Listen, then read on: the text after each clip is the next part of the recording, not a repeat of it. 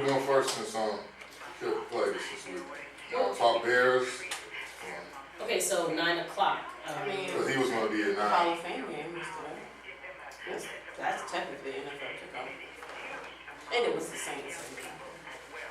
That thing is not even pay attention to. I did for like 10 minutes because I hate preseason.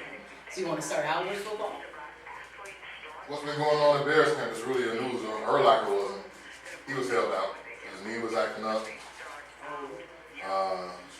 What else is going on? They got rid of Devin Thomas. But that's the question. Did you even notice that? I'm like, who? I'm like, who? Oh, yeah, that's right. Oh, Trying to think. Anything like big. I think there's probably more conversation around the Bulls right now and their sorry-ass acquisitions of people that are older. Nate Robinson, Nazir Muhammad, Kirk Heinrich. Are we trying to get like the number 1 pick next year?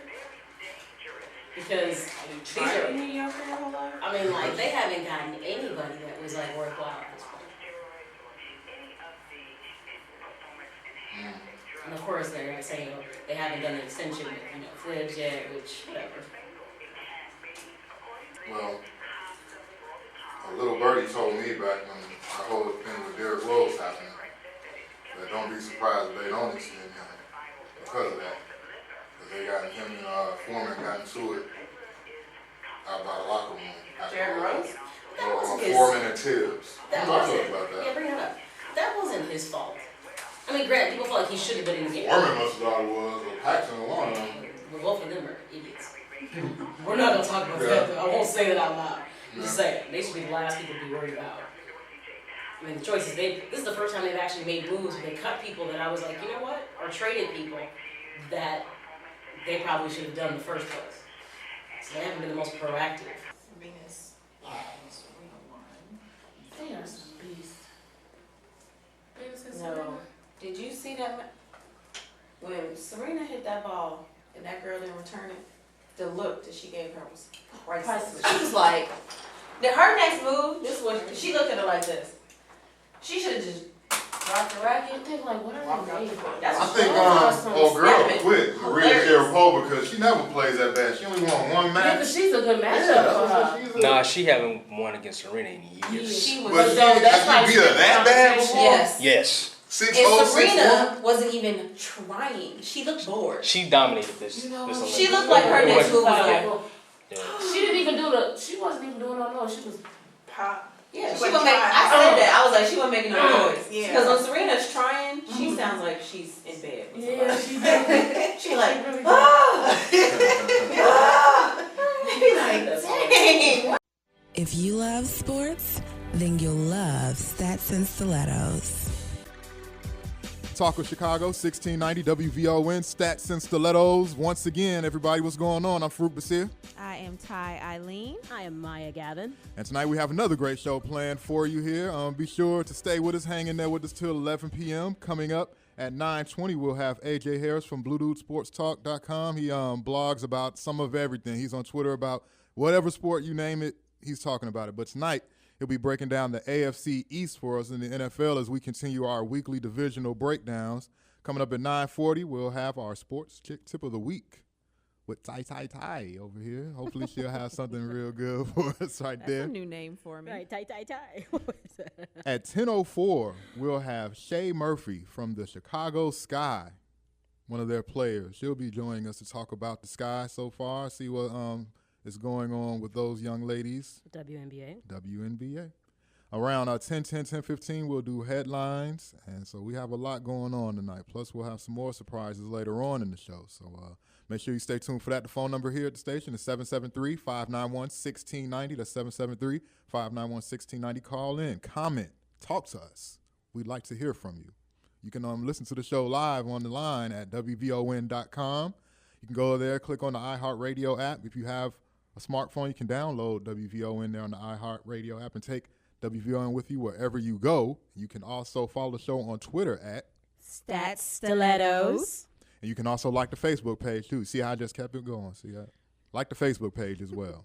We're going to start talking about the White Sox tonight. That was a pretty intense series they had with the L.A. Angels this weekend. They took 2 out of 3 from them.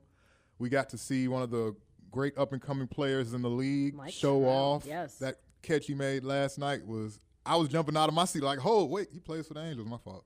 But it's good 'cause you can still appreciate talent, especially in baseball. So nothing wrong with that. But yeah, that was amazing. He had a good series. The Sox, without their best pitchers on the hill, still were able to take 2 from 3 from what a lot of people regard as one of the better teams in all of baseball. That was really key in that series, considering coming off their road trip.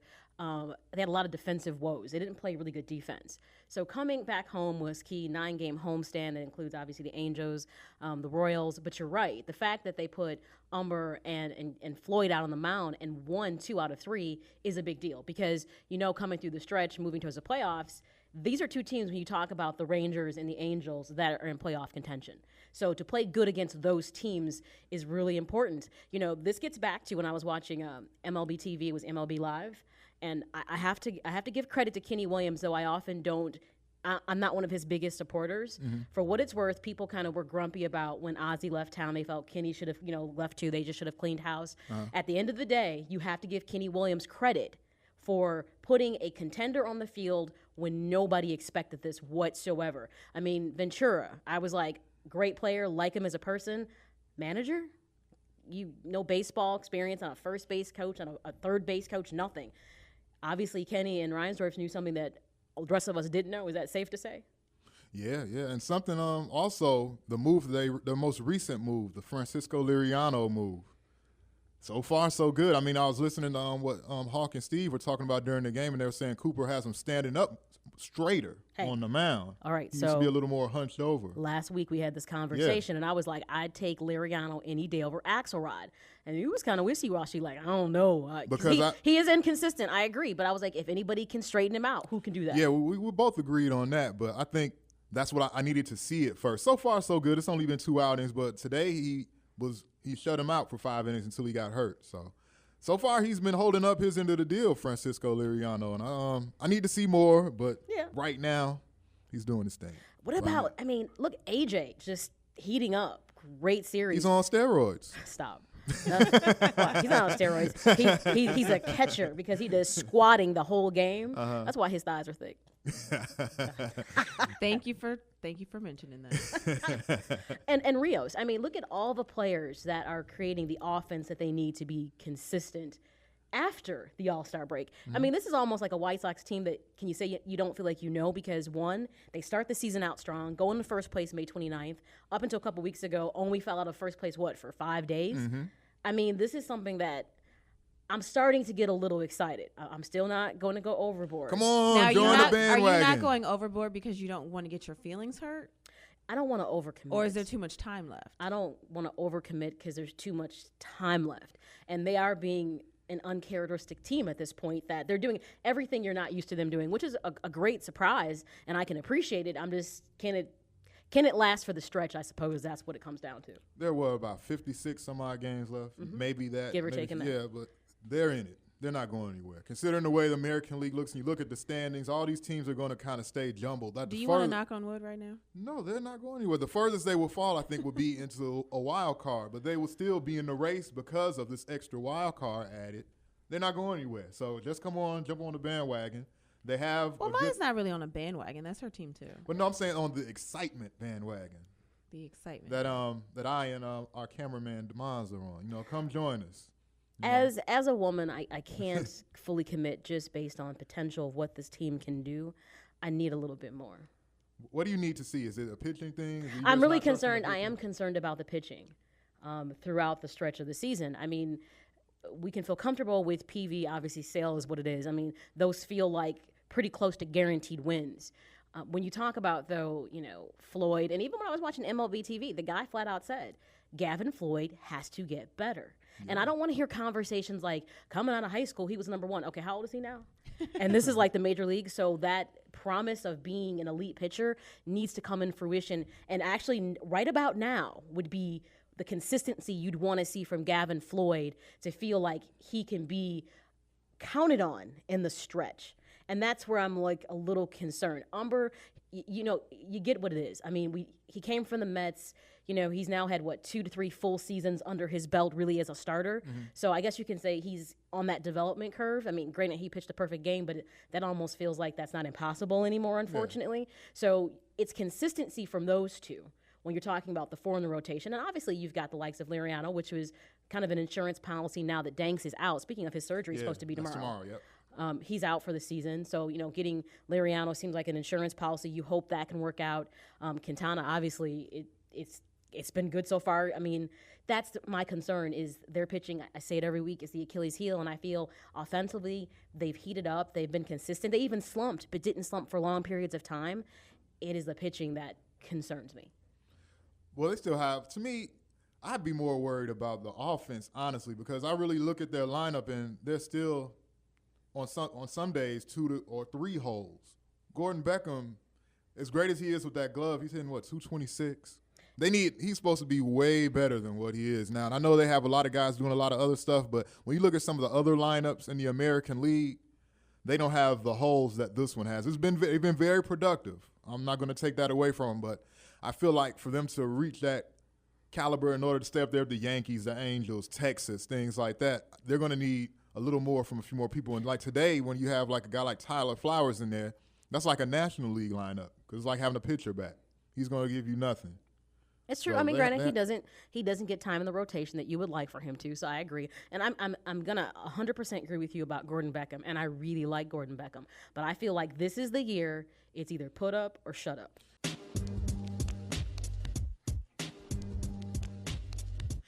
Welcome back to Stats and Stilettos.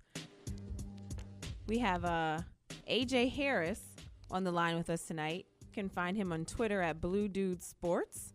AJ, you there? AJ must be with Cookie. Hello. Hey, there you go. Hey, AJ.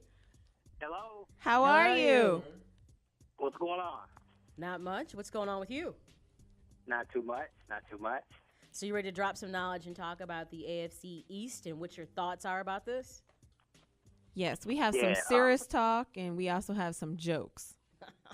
Oh, okay. There's plenty of funny things going on in the AFC East right now. AFC East. Well, you know where it starts. Nope, but you're going to tell us. New England Patriots. Okay. And then after the Patriots, I think it's a 2-team race between the Jets and the Bills. And then you have the Dolphins. So you just automatically put the Dolphins at the bottom of the pile. Why wouldn't with the Dolphins? Why wouldn't it just be Moore? They won when he was the starting quarterback, so it should obviously be him, right? What's the whole controversy about? Is he not flashy enough? Is that why they have this whole quote unquote controversy going on? Yeah, I think you talking about David Gerard? No, Matt Moore. When Moore was down. I think that the new coach that's come in from the Green Bay Packers, the former Green Bay Packers offensive coordinator, has come in, and I don't think Moore is his guy. I don't think he really likes Moore. And when they brought in Gerard and then they drafted Tannehill, I think he's come in blind and he's looking at the situation like, okay, I don't know who played last year. I'm looking at it from a off-season training standpoint as well as preseason, and I don't think he's going to get Moore that number one spot right now. I know Moore played well in spots. Don't get me wrong, he played well, but I just don't think the new coach coming in thinks they can win with him under center. Well, Tannehill, though, he's the guy that a lot of people were saying would be the bust as far as the quarterbacks that were drafted or anything like that. What has he shown so far that you've heard in preseason early on so far? He's played pretty good, but rookie quarterbacks outside of Luck and RG3, the high-profile guys, the top 2 picks, Tannehill falls under that same line as the rookie quarterback from last year, the second-year guy up in Jacksonville, Blaine Gabbert. The bum Gabbert. Yeah, they're the same guy. They're the same guy. And I don't think Tannehill can come in with his tools right now and unseat Moore or Gerard. I think he'll play third fiddle, and they'll cut the 4th-string quarterback, Pat Devlin. I think they'll cut him, and then they'll roll with probably 3 quarterbacks. You hate to even have 3 on the roster, but most teams have 3. But they have 2 average, but average at best with Gerard and Moore. And I think Tannehill will play third fiddle for right now. What about the fact that the Dolphins are obviously, there's Chad Johnson, which not to say that is going to ensure they're going to do better, but they're also kind of peeping out if they would like to bring on Braylon Edwards, even though he's coming off injury. What's the likelihood that that's going to happen? It needs to happen. I don't think they don't have much depth in that position. So yeah, they don't have a lot of depth. I think Betts is their best receiver. The kid out of Hawaii. I think Chad Johnson can give you some quality work at the receiver position. They need more depth. I think Braylon can help, but like I said, I'm a firm believer, especially in the NFL, the quarterback is the main cog here. So I'm not even really looking at what they have depth at receiver. I'm looking more at the quarterback situation, and until that is solved, I don't even look who they're throwing to. And then, of course, they have Reggie Bush back there at running back. Right. That'll help them. Yippee. But still, they're going to struggle. They're going to struggle. I mean, they're going to struggle, but obviously, at least it helps to have some offensive weapons there when you're trying to work through what quarterback you want to choose, because then at least gives you the ability to assess, their talent based on, at least you can say there is someone to throw the ball to. I mean, but I agree with you. I don't see the Dolphins by any means running off with this division. So. Oh, right. All right, AJ, what if what if I said the Buffalo Bills would be the surprise team in the NFL this year and make it to the Super Bowl? What would you say to me if I said that?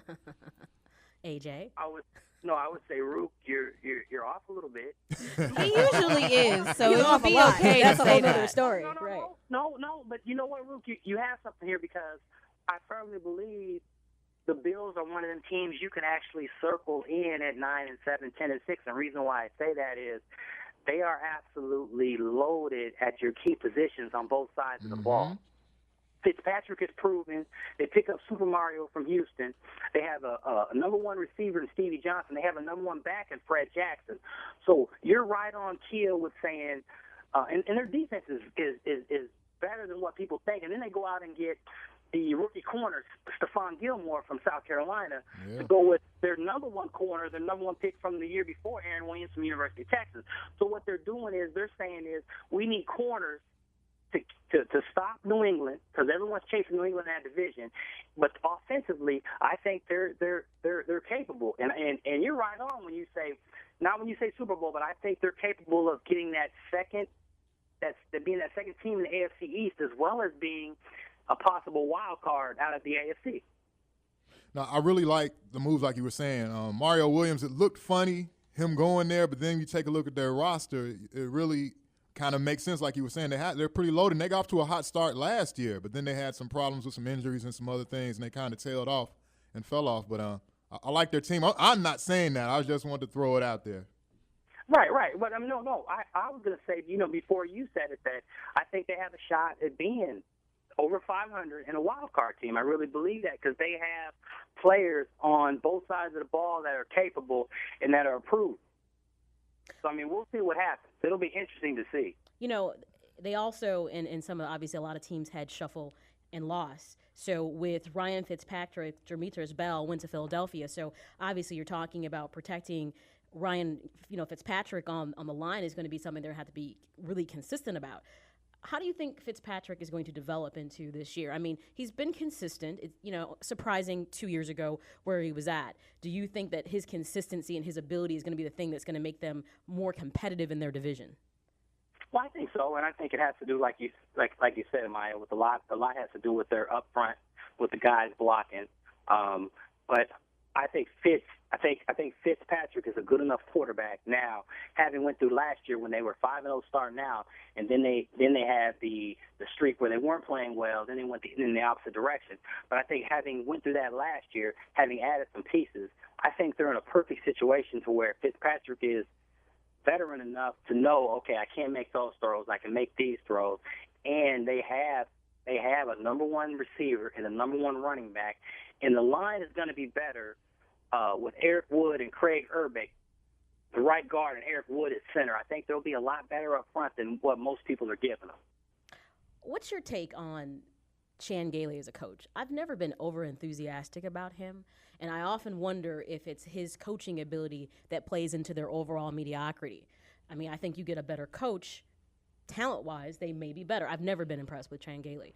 Sometimes I think he might be the reason that they're not excelling. I mean, what's your overall thoughts about him obviously being the head coach? Do you think he's the right fit at this time? Because, they've gone through all kinds of coaches, and it doesn't seem to me they get those kind of coaches that really have the ability to manage their talent. Well, we'll see this year. I think you hit it right on the head. I think he's one of those coaches that can get you improving, but I don't think he can get you over the hump. I think where the Bills are, wherever their shelf is with Gailey, I think it's not too far off from right now. And I think if they try to hit that other level this year, I think Bills management will see they have to make a change. Because I don't think, like you said, Gailey, I think he's better as an offensive coordinator. I don't think he's a lead man. So I think they'll make a change after this year. Depending on how they do, I think they'll make that change and then go get a bigger name because the talent is on the roster. There's no doubt.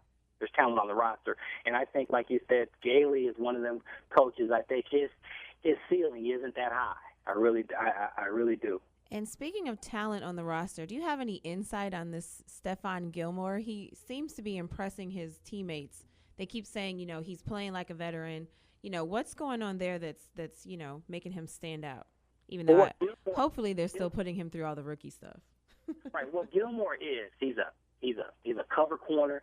He's a physical corner. And then when you draft from a college perspective, when you get a guy that's a cover corner with good hips and good feet, and good reaction skills from the Southeastern Conference, the best college football conference in major college football. Boo. He's covered. That's biased, AJ. That's biased. That's biased. Hey, hold on. I'm Big Ten over there. Hold on. Hey. That's right. There's like two Big Ten people sitting here. That's not going to fly too much. There you go. But the SEC, the guys he's covered in the last few years, the A.J. Green, the Julio Jones, he is more apt look, he can get right to it with these guys. He's a bump and run corner. And then on the other side of him is Aaron Williams, who is more of a zone cover corner, but can mix it up with bump and run. And when you have two corners like that, Stephon's going to be an all-pro. Mm-hmm. He's legit. What if I was to be the devil's advocate and to say that the Bills may have a better chance of competing in their division because of Ryan Fitzpatrick, opposed to the Jets, because they're teetering between Mark Sanchez and Tim Tebow? What would you say about that? I'd say that's a true statement. Okay. I mean, I'm not. I agree too. Listen. I'm not a Mark Sanchez fan. I'm a firm believer of when you see quarterbacks, when you give them 2 to 3 years, that's it. I mean, he either has it or he doesn't. With the NFL quarterback, there's no middle ground. So I think Sanchez is one of those guys. The 3 or 4 weeks he'll look great, and then there's 2, 3, 4 weeks where he'll look average at best. And then think about it. If he was that franchise guy, the Jets brass would have never. Don't say his name. Don't say his name. Say it. Number 15. Number 15. Tim Tebow. I said it. And you're going to raise up off Tim Tebow. I told you about that already. It makes no sense. I mean, to me, it's an unnecessary controversy. And for what it's worth, I don't think it solves their problem at quarterback, and I don't think it makes the Jets any better by any stretch of the imagination. I still think they're dealing with mediocrity and average, almost below average quarterbacks. Not to be mean, I just don't think, given this current NFL, I don't think the two of them are better than some of the rookies. When you talk about RG3 and Andrew Luck, I'm going to give them a bit more credit, and they have no NFL experience. And I'm going to tell you why. I'm just looking at tit for tat, skill and ability, pure skill and ability. I don't see those skill and ability. Well, we know. Okay, somebody going to tell me Tebow has good skill sets? Really? But no, also when you look at the Jets, so everybody, their skill position players, not just the quarterbacks, but the running backs and the receivers as well. They have nothing on offense. Which is why they're having other issues within themselves. And you have, Antonio Cromartie, he 5 and she 5, coming out talking about he's the second best receiver on the team, and that's not even the position he plays. Isn't Maya's guy playing tailback for the Jets? Ain't he from Iowa, Sean Green? Hey. All hell the Hawkeyes. Don't play. That's the best player on the team.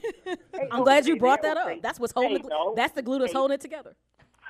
Look what Antonio Holmes said. Ohio State. Ago, whatever. Exactly. Don't hate Maya. Antonio Holmes, when he said 2 or 3 weeks ago, he was talking about the quarterbacks. that tells you something right there. That throws everything out there.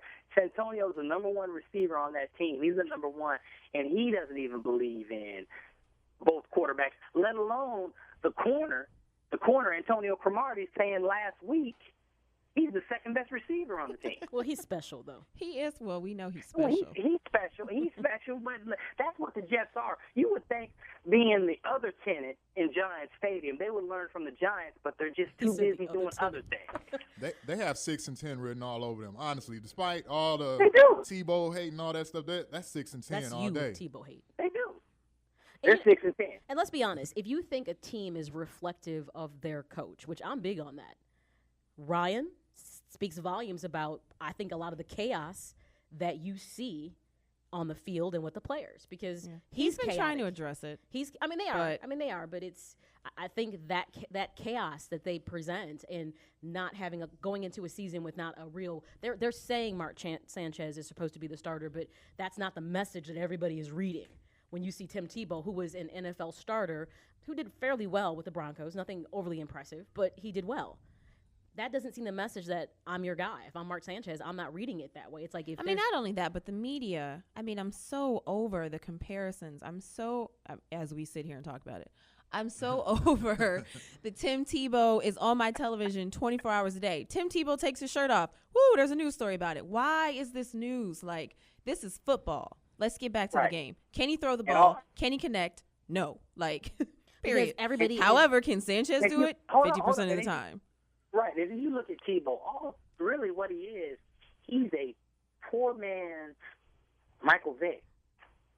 Wow. He's a man living AJ, under the viaduct in a cardboard box. And I'm he's a poor man. For 5 years, Michael Vick. He's nowhere near.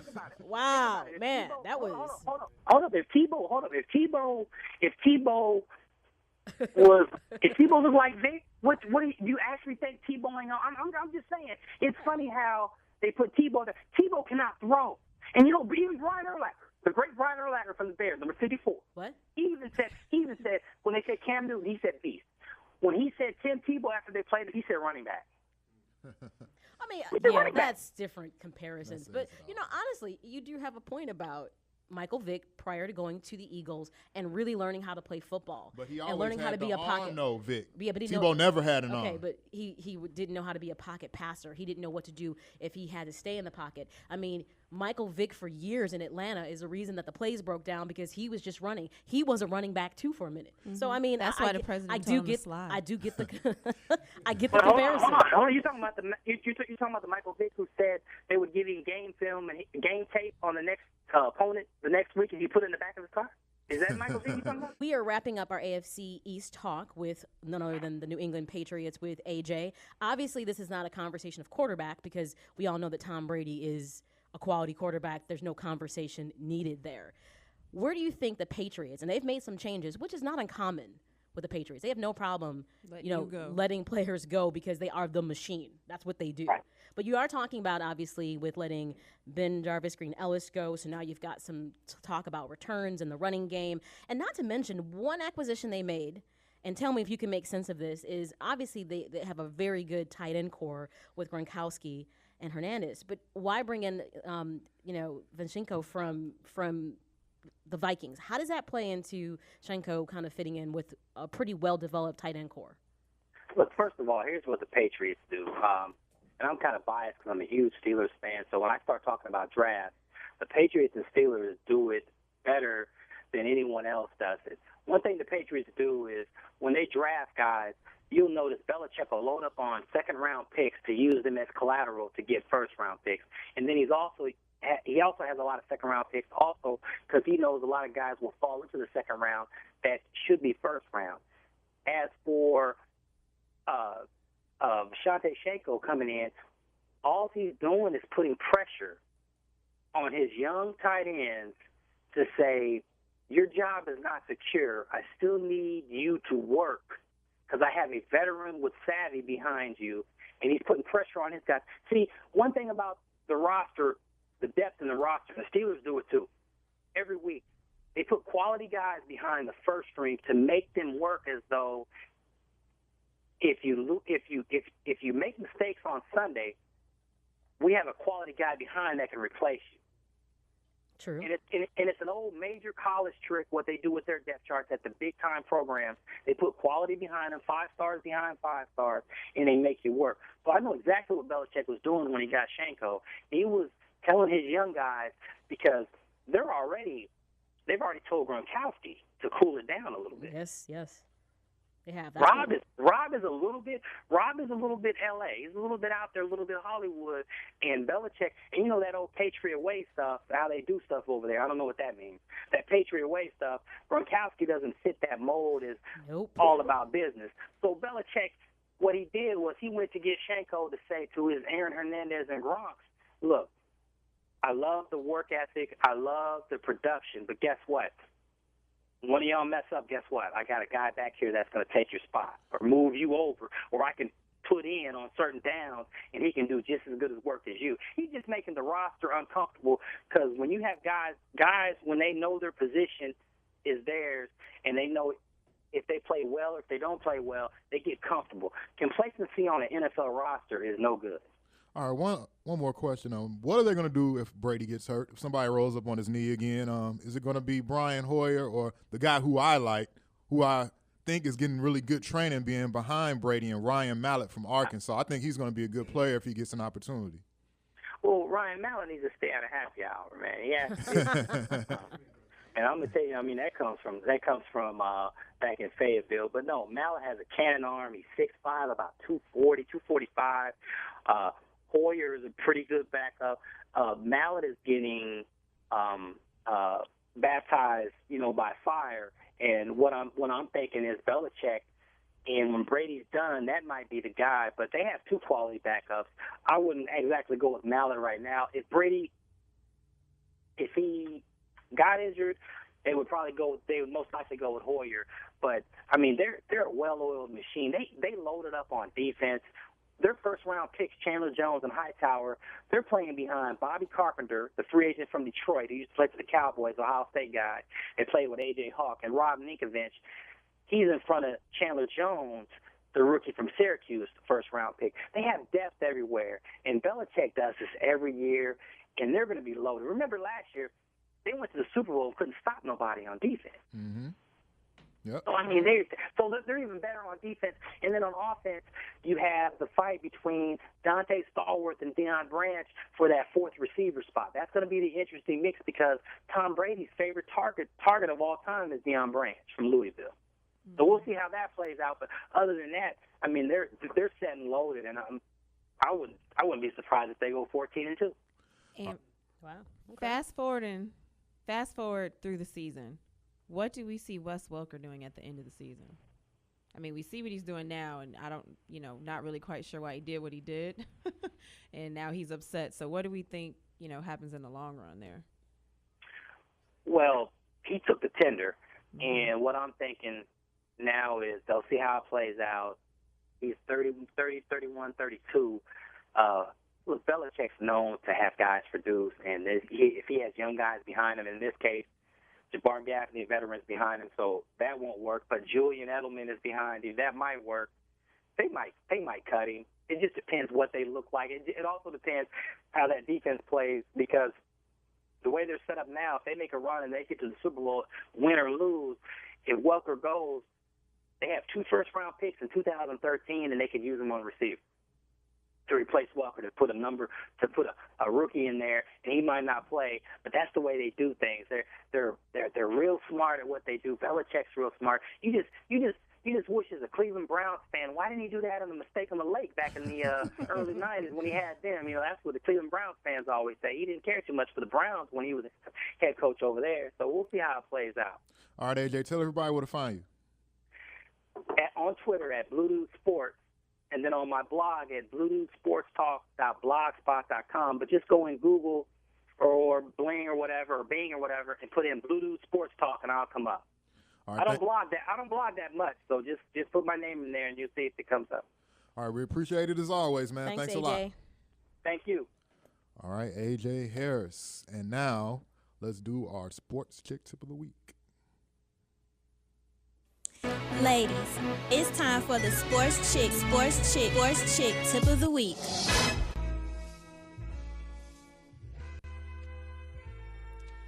All right, ladies. Today, football started. It was the official start of the football season. Preseason, yes, but it still counts. So, today's tip, first part of today's tip is don't count this in the 16 games. This does not count. Do not start counting down. Oh, this is number one. No, this doesn't count. Season doesn't officially start until September. But those of us that are football fanatics, yes, we're still excited. But the tip today really is, to get excited about football, Tuesday, Hard Knocks, HBO, Miami Dolphins. Whether you understand football or not, it's like a soap opera, and you get involved and you see, you start to feel sorry for the people that get cut. They pull them in the little rooms and they're like, yeah, I'm going to need your playbook. And you get sad because you've gotten attached to certain players now. But, a lot of my friends that are not into football, I tell them to watch that show, and it actually helps them understand what's going on during the season.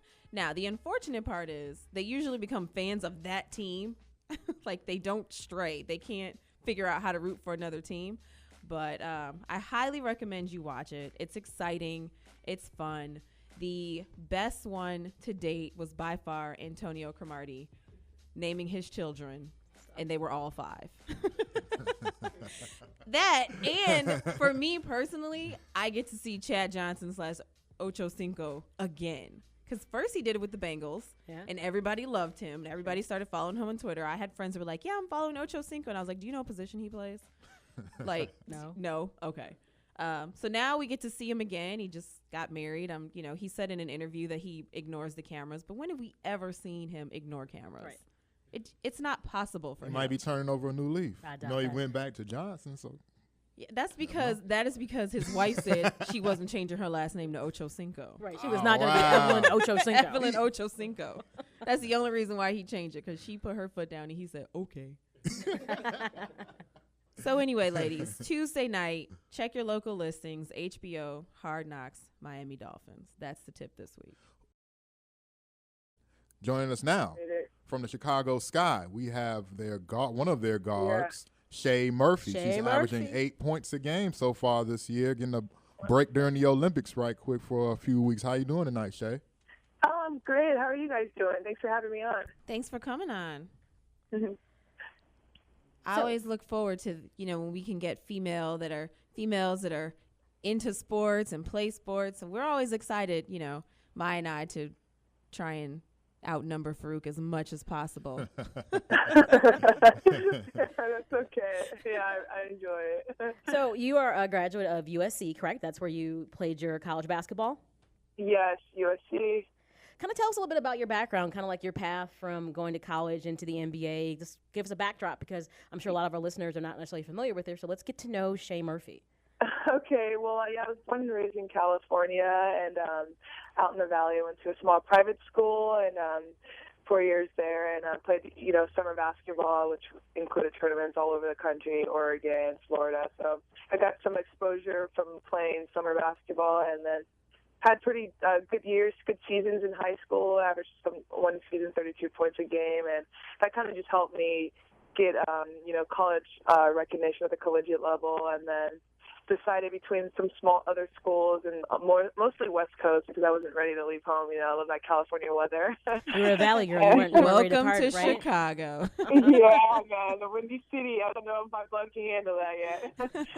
But I decided to go to USC and play 4 years there, and had a great experience. And sports at that time with Matt Lyon and Reggie Bush, our football team being so successful, it was just a great time to be a USC Trojan, and I had a great experience, and then got drafted in 2007 to the Minnesota Lynx, and did my rookie year there, and then just kind of bounced around each summer after that, and currently my 6th year in the league, my 2nd season with the Sky, and I love Chicago in the summer. It's a beautiful city, and I'm blessed. I can't complain. Normus, you said you love Chicago in the summer. No. So I'm sure that means you vacate when the season's over and you go back into warm weather. Exactly. No. Exactly. I noticed in your bio, now, you also play in Spain, Rose Caesars. Is that who you play for overseas? Yeah, I've been playing in Spain because, in the WNBA, our season's it's only during the summer. So about 70% of the players in the league always play in Europe, play overseas. So technically we play year-round. So my first year in Europe, I played in Greece, and I loved it. And then I played 4 years in Spain each season. So I've been all over, and I love it. I speak Spanish now. It's a beautiful country, and I really enjoy it. So, how is it different? I mean, obviously, the WNBA is, it's getting legs. It's getting more notoriety. It's just taking a while, obviously. How is it different playing overseas opposed to playing in the WNBA? How is it different, or are there similarities between the two? Well, I mean, the season is longer overseas. It's an 8-month season anywhere. So you kind of, which is really good because it allows you to get better. You have more games. It's a longer season, so you're kind of more tired. But over there, I feel like, I don't know if it's because basketball, that's really all they have. You get the fans, the support is huge. It's amazing. Like, some of these towns, all they have is one McDonald's or one gas station. So you get gyms that are packed, and they really support the women, and they also love the Americans because each team only allows 2 Americans on it. So you're kind of like royalty when you go over there, and they're supporting you, and they're just really excited to have someone from the States, and they want to learn English. So there's pros and cons to it, but I've always, looked at it as a great opportunity experience to meet new people, learn a different culture, a different country, and it's been fun. So you get to play basketball pretty much year round, just due to how your 2 seasons are kind of opposite of one another. Wow. Exactly. So speaking of overseas, are you guys having watch parties to watch your teammates who are currently playing in the Olympics right now? Yeah, we all got together to watch the opening ceremonies because we have 2 Olympians on the team with Sylvia Fowles and Swin Cash, and they're playing great. The U.S. is undefeated right now, so we all get together, and sometimes we'll text each other like, "Hey, did you see Phil's move? Oh, hey, that was a night." We're like, yeah. I just actually spoke with her today. I was like, "Hey, way to play, girl. I'm so proud of you. Keep representing the United States." And it's just good to see so many people that out in the Olympics. And I'm so motivated. I'm like, 2016, that's my year. I'm going to go represent somebody, and I hope to play in Rio in 2016. Well, yeah, that's the year we're all going. Yes, Rio. We're all going to Rio in 2016. Yes. Let me tell you, Brazil is lovely. I went there last year for vacation. It's a beautiful country, so my goal is set there. All right, you guys got off to a hot start this year, 6-1. You've lost 8 of the last 10. The Sky have never made the playoffs. Is this going to be the year that the Sky finally do that? The Sky, we have more talent than ever. I think this is the year we have to make the playoffs. We had some injuries with Tisha Penetro, Epiphany Prince, and other people battling different injuries. But I think the second part of the season, it's do or die. It's now or never. And like I mentioned before, we have the talent to, and we have to make the playoffs. And I think we will. We have 2 Olympians on the team, actually 3 with Ruth Riley. So we have no reason why not to make the playoffs.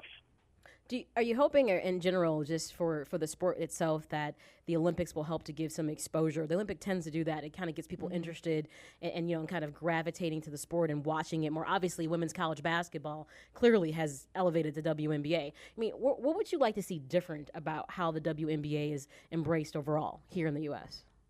I mean, yeah, I think, of course, it's a shorter season, so maybe even making it a little bit longer. Of course, there's a huge salary gap with, from the men to the women. I just think that just so, women don't have to all leave the country to make a living doing something they love. It's kind of, I look at it 2 ways. It's a great opportunity to learn, see the world and be able to travel. But the fact that we can't stay in our own country to make a living year round, that's kind of, it's unfortunate. It's kind of sad. So I just think, in time, everything's getting better. We have our anniversary with Title IX coming up, and it's huge that the WNBA has been around for 15 years. So I just hope some more, progression will, just help the sport. But I can't complain. I'm just so grateful and blessed to even be a part of this league and play with so many great players that I've played with already. So it's been a great experience, though. Wow, 15 years. It doesn't even seem like it's... Yeah, it doesn't. Like it's been that long, that it's been 15 years since the league was started. But I think it probably will continue to increase. That last game when they were up by 40 points, that got a lot of people's attention. Yes. People started to stop what they were doing, it's women playing. This isn't the men. We're so used to seeing the men dominate, I think, that, finally people are paying attention to what the women are doing in the Olympics, and so I think when they come home, people, well, in my mind, people will begin to pay more attention, especially here in Chicago. We have some players over there, and we have something to root for outside of just rooting for the U.S. Yes. Right, exactly. I agree. They've been dominating. They're undefeated, the women's team, and women's basketball, especially the American team, is so much superior right now still compared to any other country in the world. So I just think you're starting to see that, and it shows why there's only allowed 2 Americans per team, If there's any other team than that, it'd be like playing in the States again. So I just think that's great how we just continue to dominate, and, this could be our 5th Olympic winning gold, for women's basketball in the United States. I just hope that works out for them. See, that's like something you don't hear a lot about. So I think that kind of exposure is important. So once the Olympic wraps up, when does the Sky get back on the court and the action starts again?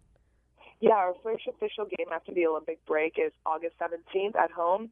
I believe it's against Atlanta, so we're hoping, we're promoting to get all the fans out there and welcome home our 2 gold medalists, hopefully, and start the season off with a home victory, because we really, we're at this fight, this push to make the playoffs. For all those don't know, where is home in the city of Chicago for the Sky? This year and last year, I think it's our 2nd year playing at Allstate Arena, which is located in Rosemont. It's a great venue. It's a lot bigger than UIC, where we recently played in the years past. But it did turn out, and Rosemont's a nice area, and Allstate it's a great location. That's a good venue. I've been there several times. Yeah. All right, yeah. Well, Shay. Well, thank you a lot for joining us. Take some time to get with us tonight and give us some info on yourself as well as on the team. We appreciate the time. Yes, thank you for coming. No problem. Thanks again for having me. Have a great night. All right, you too. That's Shay Murphy, guard from the Chicago Sky, giving us the lowdown on the Sky. Now it's time for headlines. Headlines. Headlines.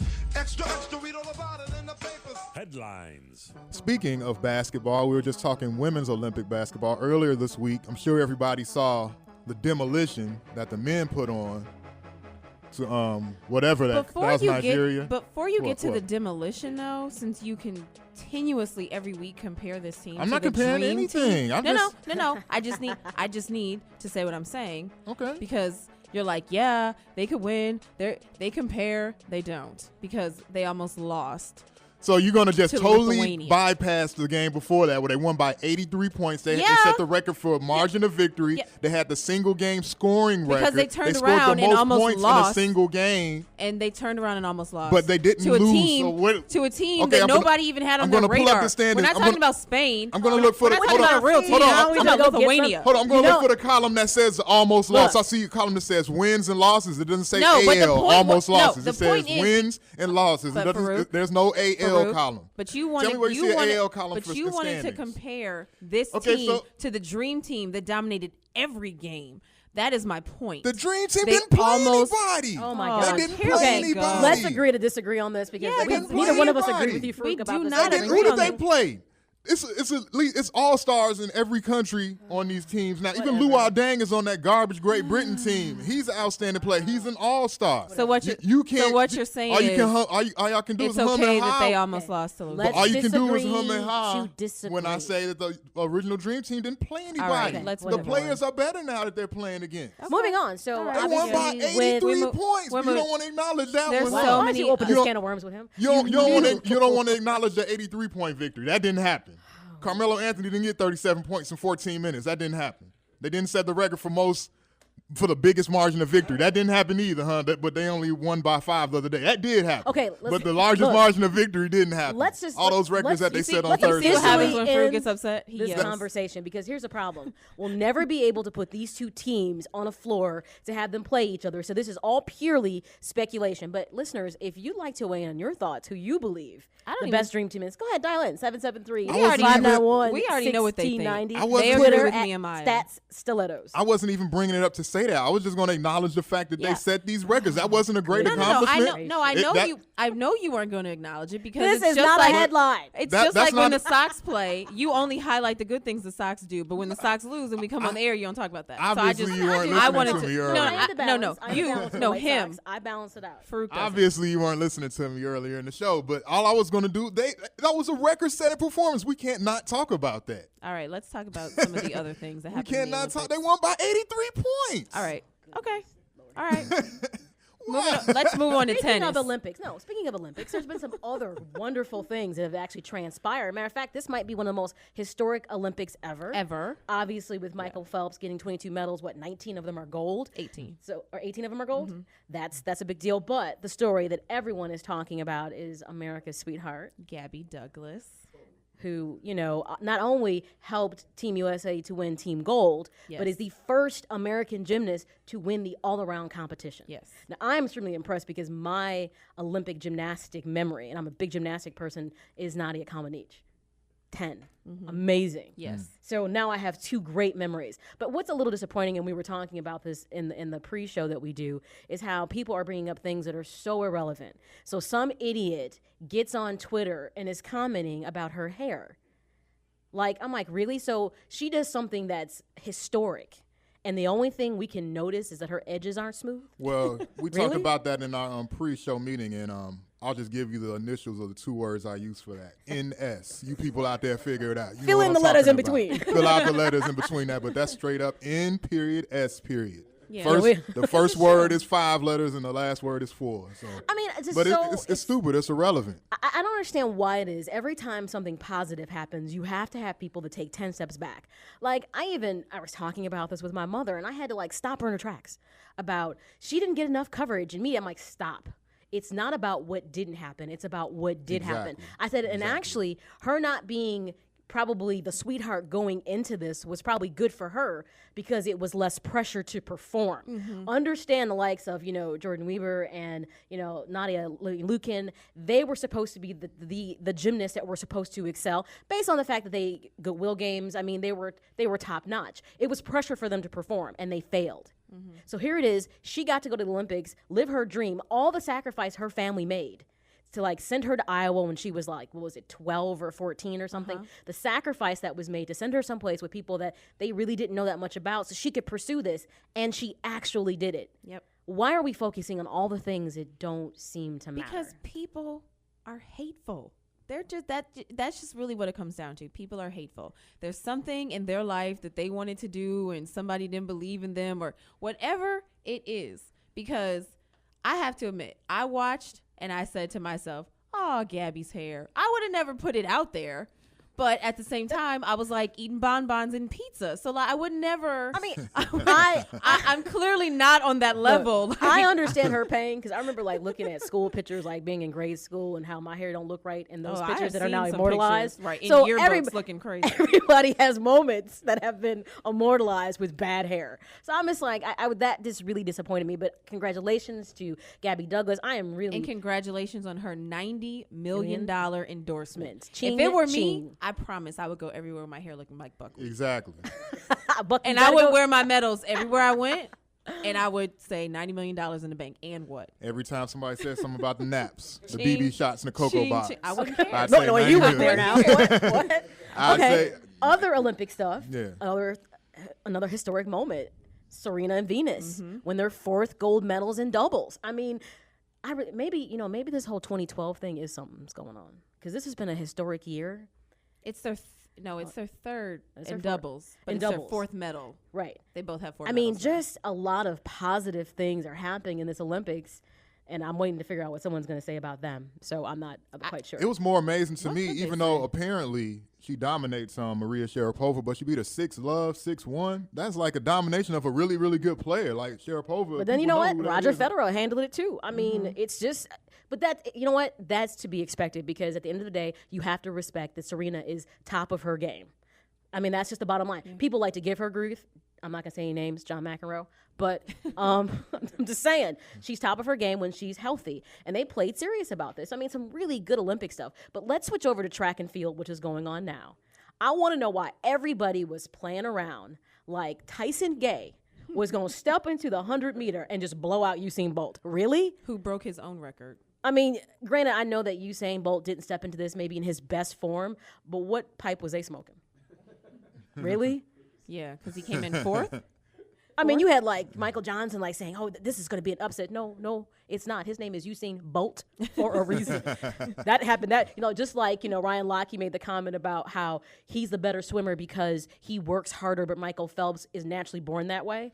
Okay, he still has to work hard, buddy. You're fine, but you're obviously not that intelligent. It's funny how once he started talking, that's when Phelps started winning. But you know what's funny? If he would have just kept quiet. You're right. I really liked him until he opened his mouth. I was like, oh, he's so pretty. And then he opened his mouth. And I was like, and you're so stupid. And then your mother goes out and says that you have one-night stands. I'm like, man, she just blew you out the water, literally. All right, thanks to everyone for listening tonight. Thanks to AJ Harris from Blue Dude Sports Talk for joining us. Thank you to Shay Murphy from the Chicago Sky for joining us tonight. Thanks to the staff. Alexis Wolford for making it out. She's feeling better this week. Tamia Baker said she wasn't feeling good. Thank you for her coming out tonight. Something is spreading in the production room. I'm not going in there. Right. Yeah. Fletcher. They blame it on Fletcher. They are blaming it on Fletcher. Thank you to Robert Chapman. Thank you to Damon Spruiel on the camera. Thank you to everyone for listening, checking us out. We will see you next week with another great episode of Stats and Stilettos. Bye, everyone. Bye, everybody. Have a good one.